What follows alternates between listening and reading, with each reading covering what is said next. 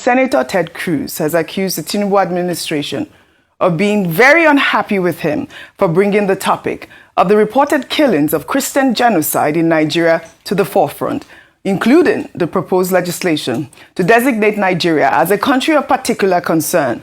Cruz made the comments on an episode of his podcast on Wednesday, with the senator saying that too many leaders in Nigeria have turned a blind eye to what is happening in the country. Let's take a look. And as you know, I've been very vocal calling out the mass murder of Christians. Over 50,000 Christians have been murdered in Nigeria since 2009. Over 20,000 churches and schools have been destroyed, burned to the ground. And you have Boko Haram and other radical Islamic terrorist groups that are targeting and persecuting Christians in particular. And I will tell you, the government of Nigeria is very unhappy with me. They have decried my saying this. I have introduced legislation to designate them a country of special concern. And the government of Nigeria is very unhappy. And I've said, look, there are far too many government leaders who have turned a blind eye to what is happening, who have acquiesced in what is happening, who are enforcing either Sharia laws or blasphemy laws and facilitating the persecution of Christians. And as I said, the Nigerian government has been vigorously resisting me in this. Meanwhile, the Minister of Information and National Orientation, Mohammed Idris, spoke with CNN on Tuesday, accusing Ted Cruz of relying on inaccurate and misleading data to allege a Christian genocide in Nigeria.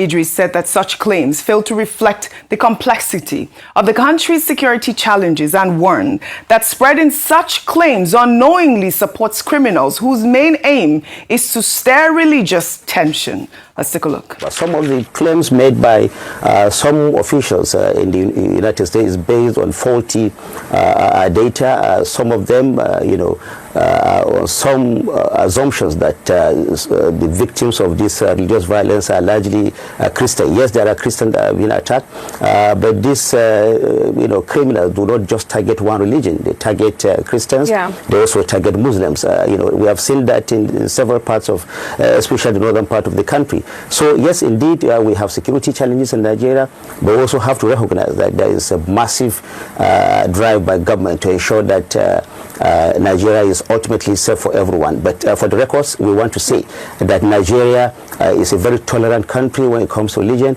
We don't want these dangerous narratives to go on because criminal elements and some of these extremists are driving this narrative and pushing people to believe that Nigerian Muslims and Christians are fighting each other. This is not the case.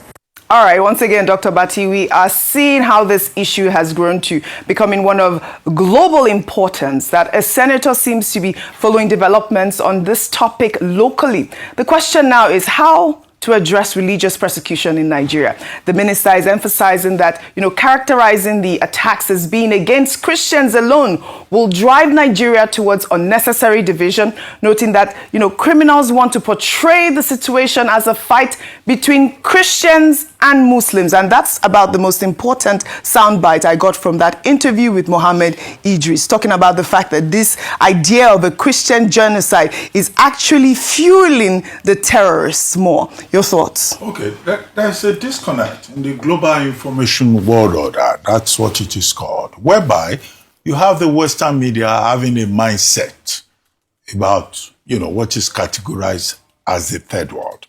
And in the case of Nigeria, what sells in the American media will be to say, North versus South in Nigeria, Christians versus Muslims. This has been the trope over the years, and which is why we often commend the efforts of, African-based media, like Arise News, in trying to tell the story of Africa from a different perspective, to say that it is not as bleak as the Western media tries to portray it. In other words, I'm saying that the kind of narrative that you are finding within the American media in recent times fits into that narrative of Africa as the dark continent, where there is religious war, where there is ethnic division, and all of that. And I guess that, it's important that the Minister of Information of Nigeria is trying to counter this narrative by saying that, look, there may be issues. Our own position is that there are issues with security, with welfare in Nigeria, just as they have similar issues in the United States or elsewhere Even in England, where they are dealing with issues of integrity, and the royal family has been dragged into it. So we have our own issues here in Nigeria, but it's not a situation whereby on the streets of Nigeria, Christians are fighting Muslims on a daily basis. The problem is one of Boko Haram, as one of the commentators pointed out, of insurgency and banditry. And what government says is that it is continuing to deal with it. We were once placed on the Department of State's, U.S. Department of State's country of particular concern in terms of religious freedom. Now, at another time, we were reconsidered. We were removed from that list. But it looks like there are some people who are saying, look, Nigeria must go back onto that list of country of particular concern. When Bishop Matthew Hassan Kuka, the Bishop of the Catholic Diocese, intervened in the matter, some people began to attack him, saying that, he was saying that, look, he lives in the heartland of Islamic religion, yes, Sokoto, and it's not as if Nigerians and Muslims are fighting themselves. But like other countries, we have these issues, and government is dealing with these issues. I think this narrative calls for a moment when we should be, patriotic and say that our country is not a country where Christians and Muslims are openly fighting. All right. But we have issues in terms of unity, in terms of the centrifugal forces, and, government just needs to wake up to its responsibility, because no country can survive a civil war twice. No country can survive a religious war. All right. And it should not be the objective for patriotic persons in this country to try to instigate and fuel that narrative to look for a blowout war between Christians and Muslims. All right, they're asking us to go to the next story, but you're quickly. Okay, real quickly. Nobody's saying that we want, we don't love our country. We love our country, but loving our country also makes us to tell the truth. Oji, I said yesterday, a pastor in Kaduna came out to say a lot of people were killed. It was reported in the papers. This is not Ted Cruz reporting this. No, we are reporting the killings. This is what we have are been reporting here. yes.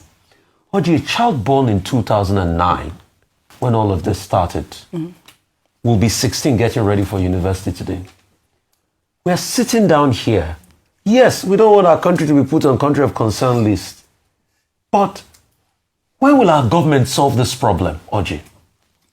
Is it because all of us here, none of us, our relatives have been killed? Or even directly affected? Maybe when people that are close to us are directly affected, we will know that it is time to speak up for these people.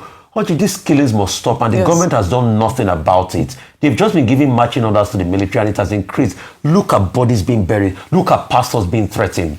So who are those threatening those pastors? All right. As regards Father Kuka, this is what I have against him. I can only say this today, and I'll stop. When Deborah was killed, and people raised eyebrow, what happened afterwards? Didn't people go on rampage and protest? Didn't they release those that killed Deborah? Didn't it lead to burning of churches and religious houses in Sokoto then?